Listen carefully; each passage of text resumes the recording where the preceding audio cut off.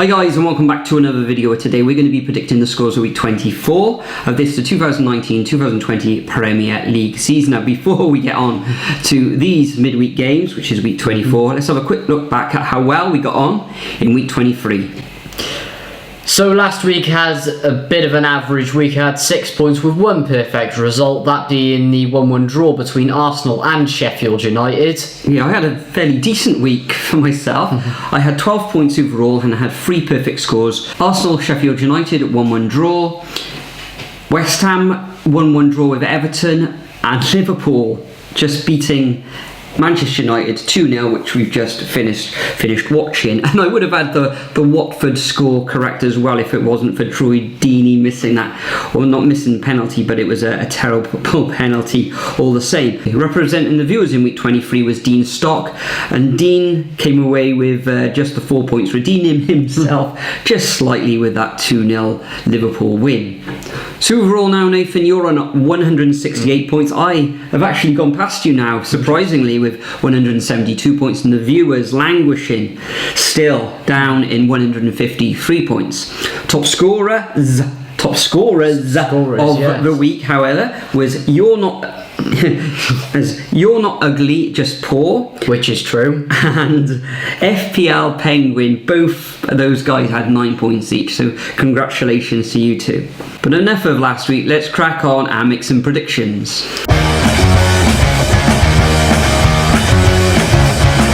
Okay, so first up we have the first of the Tuesday fixtures between Villa and Watford. All of them are at 7:30, which is pretty weird, to be fair, isn't it?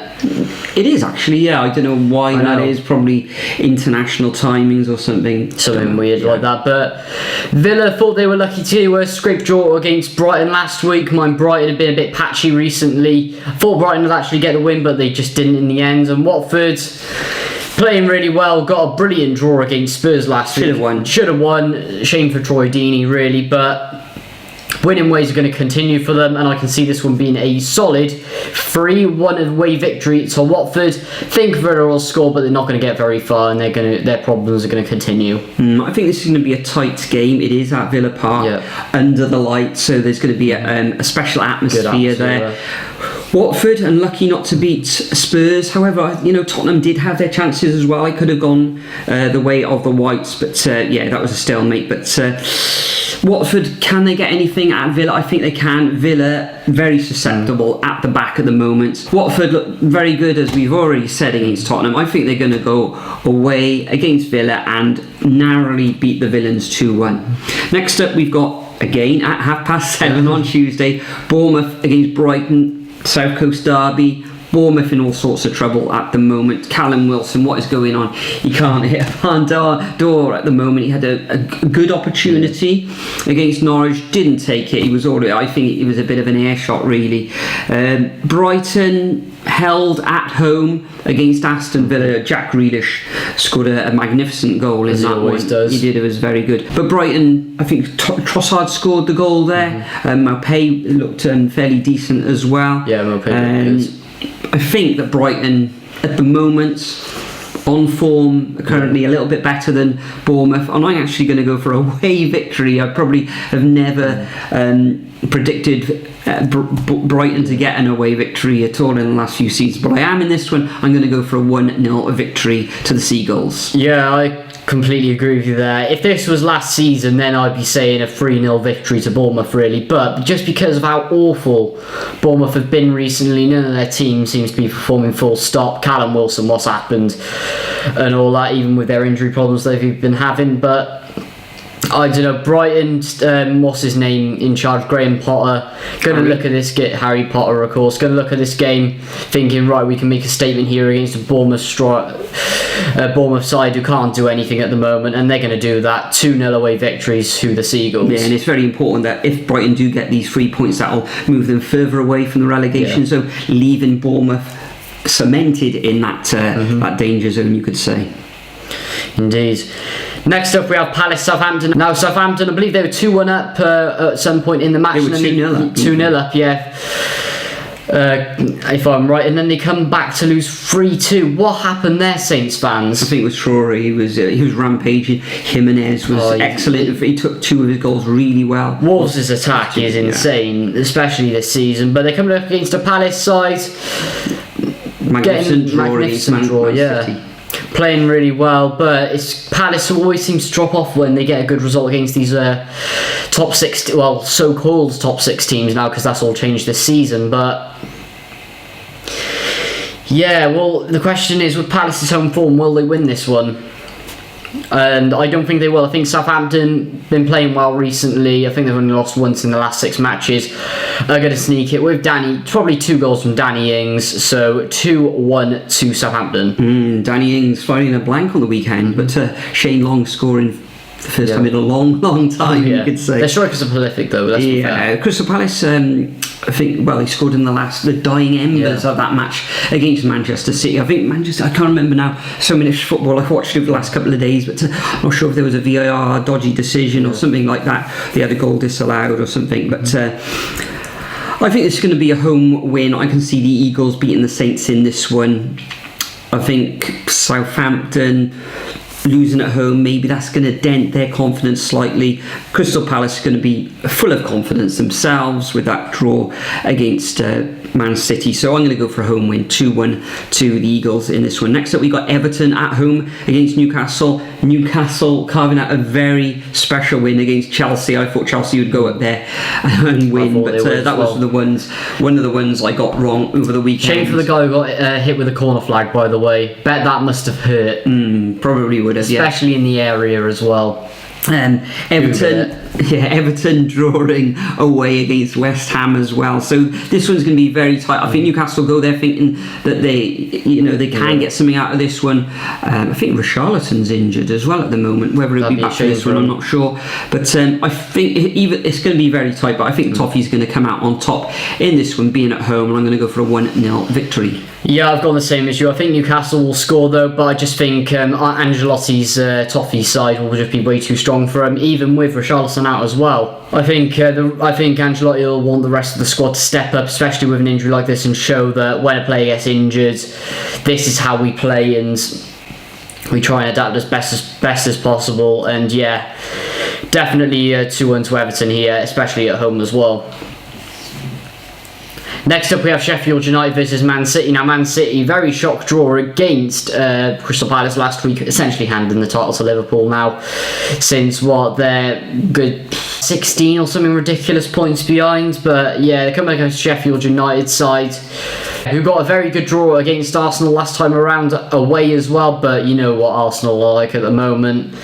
But I just think Man City are going to be too strong for this one, with Sheffield United performing better away than at home as well. I just think Man City, Pep's going to want them bouncing back, especially after the embarrassment for them of last week. So 2-1 to the Citizens. Yeah, Sheffield United have only won one match in their last 5 fixtures. Manchester City last time out, of course, drawing at home against Crystal Palace. They're going to want to bounce back, and usually they do when they get it either a loss or a draw. They normally bounce back in that next fixture. I think they're going to be rampaging. Aguero's full of goals at the moment. I think he scored 5 goals in his last 2 Premier League fixtures. I can see them going away to Sheffield United. It's going to be difficult, but however, I'm going to see them coming away with a 3-1 away victory. Next up, we got Chelsea. This is the last of the fixtures on Tuesday, and this one takes place at 8:15. There must be something bizarre. It must be something going on with the TV schedulings here. This was probably going to be the live match on Sky. Yeah. I'm not sure. I'll have to check that out. But Chelsea against Arsenal. Where'd you go with this one? Arsenal all over the place. Chelsea, I just don't know. How can you predict them? Yeah, Chelsea sort of win, lose, draw. Random teams, they tend to lose and draw too as well. Aubameyang still out, serving I think the second game of his 3-match suspension. Chelsea, Tammy Abraham is firing a little bit of blank at the moment. They didn't really have many goal scoring opportunities as such, clear cut against the Magpies in the last time out. So I think this one's going to finish all square, and I'm going to go for a 1-1 draw in this fixture. Yeah, I completely disagree with you there. Well, you have the likes of Aubameyang up front, who tends to lead the line and everything.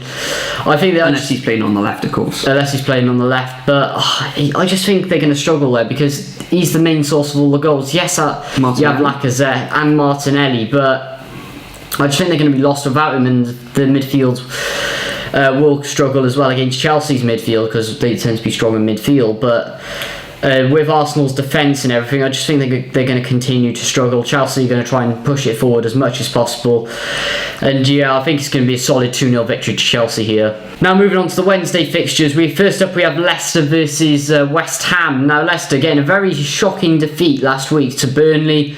Ashley Barnes again doing as well as usual. West Ham, solid 1-1 draw against Everton. Thought they played really well in that one. David Moyes starting to put a little bit of magic on it, but not too much. But Leicester should be really be winning this one, especially after they've lost their last 2 matches as well.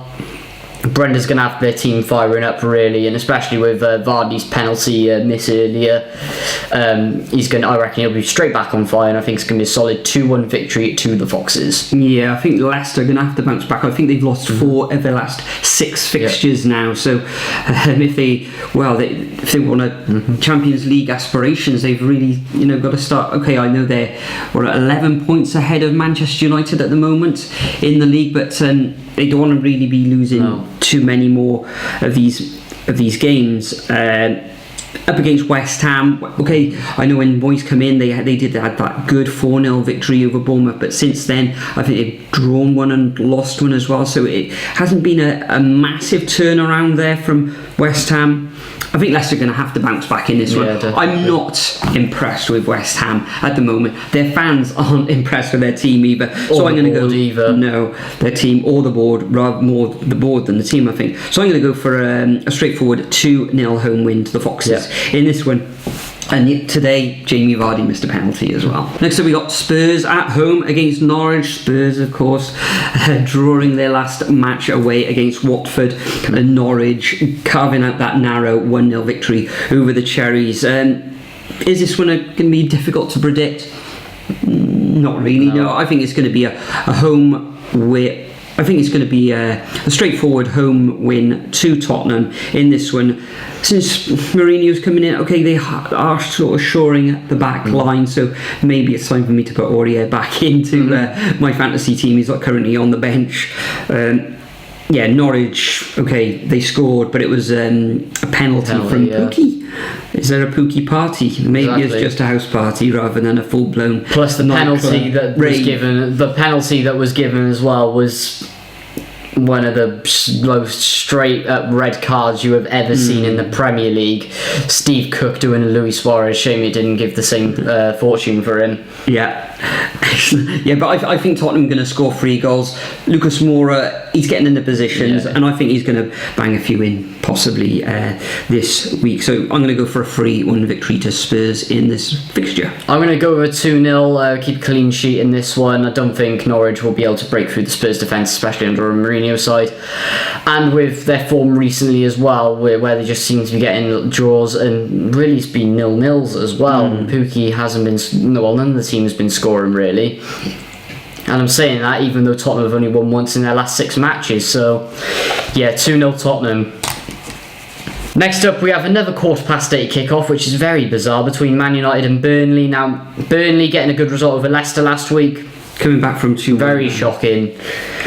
As well. Coming down from 1-0, I should say. They can't go back from 2-1. Exactly, very, very shocking Burnley win there. Man United, what was that squad earlier against Liverpool? Mumbo jumbo everywhere, completely random from Solskjaer. Martial had a very good chance. He should have buried that chance that he did have, though. So. And also, when that Salah goal went in from earlier as well, why was Dan James chasing him down? Where was the rest of the defence? He's probably their quickest player, isn't he? Yeah, we all know that he's their quickest player because he's absolutely rapid, but where was the rest of the defence? They should have closed him down around the halfway line. It non-existent. was 1-0.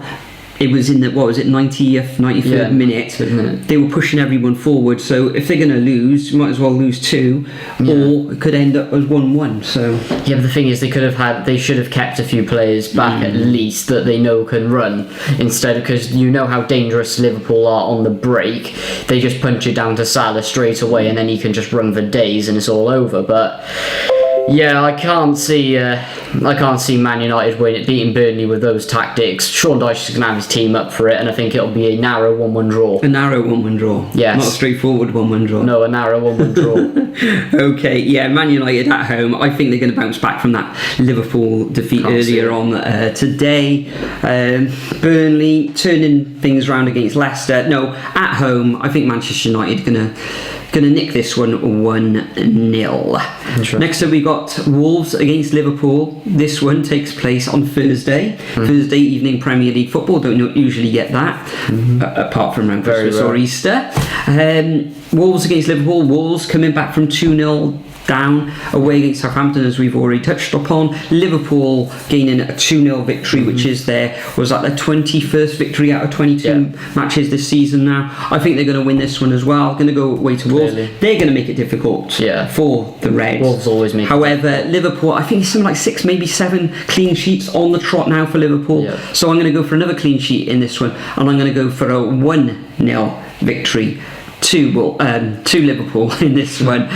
Liverpool should have won 3-0. I don't know how that Firmino goal was chalked off. The way that Van Dijk went up for that ball, he won it fair and square against the keeper. No foul at all. I know the likes of Roy Keane, Graham Souness was having a bit of tit for tat with Patricia Evra on Sky Sports earlier today. Liverpool should have won that 3-0 this afternoon, but it wasn't to be. They won 2-0 anyway, and I'm going to go for this 1-0 away victory to Liverpool. Yeah, it should be a solid win. Yeah, this should really be a solid win for Liverpool, but I just think Wolves will be able to break through the defence, especially with their attacking exploits recently as well. And Jimenez look very dangerous. Oh yeah, they look really good. As well. And Neto, Saiss as well. You can't forget. But it's going to be Liverpool's game. Narrow 2-1 victory to Liverpool. I think Wolves will nick one at the end when Liverpool go 2-1 up, or 2-0 up, I should say. And finally, a week Wednesday, we have a double game week this week for Liverpool. West Ham Liverpool at the London Stadium, and that's obviously because this was postponed earlier in the season due to Liverpool being in Qatar. And it is FA Cup weekend next weekend, 4th round, of course. So there's no Premier League football next weekend. But anyway, West Ham, it really depends how well they play in this game week. Well, the midweek game's coming up, with how I think they're going to put in a performance against Liverpool. If they don't impress, then I think they're going to do bad. But even if they do impress, then I think they're still going to lose. But it won't. I don't think it'll be as much, and they'll put in a decent performance. But I don't know. I just think Liverpool are easily going to break them down, and they're just going to end up winning 3-0 in the end. Superb, yeah. At home, under the lights in London, you'd think that the West Ham crowd are going to be up for this one. They should be. Against the league leaders. However, the difference in class at the moment, Liverpool full of confidence, winning everything. Every time they go out on the pitch, not conceding goals, they're winning games. Okay, sometimes when they don't play too well, they're winning those games as well. I can't see anything different in this fixture, and I'm going to go for a straightforward 2-0 victory to the Reds in this one. So that concludes our predictions for week 24 of this 2019-2020 Premier League season. As usual, I'm going to leave a template of these fixtures in the description. If you want to play along like a lot of you do each week, then copy and paste those fixtures into your comment, and like You're Not Ugly, Just Poor and FPL Penguin, you can get a shout out in the next video if you are the top scorer. Also, I'm going to be choosing somebody at random. Now, games take place on Tuesday, so I'm probably going to pick the person who's going to be representing the viewers this week, either on Monday evening or early on Tuesday morning. And you can go up against myself and Nathan and see how you get on. But for now, Nathan, before I get on with the editing, because it is a tight schedule there is at the moment, is there anything you'd like to add? Yeah, so to my channel, link in the description below. And we may be going to watch Reading versus Cardiff on Saturday. We haven't really decided that. Our first away trip of the season. Yeah, very shocking, because this is the one where we haven't been away yet, and normally we go to quite a few away. Yeah, so we'll see how it busy goes. schedules. Yeah, we'll see how it pans out in the week anyway. But thanks for watching as always, and we'll see you in the next video. Cheers, guys.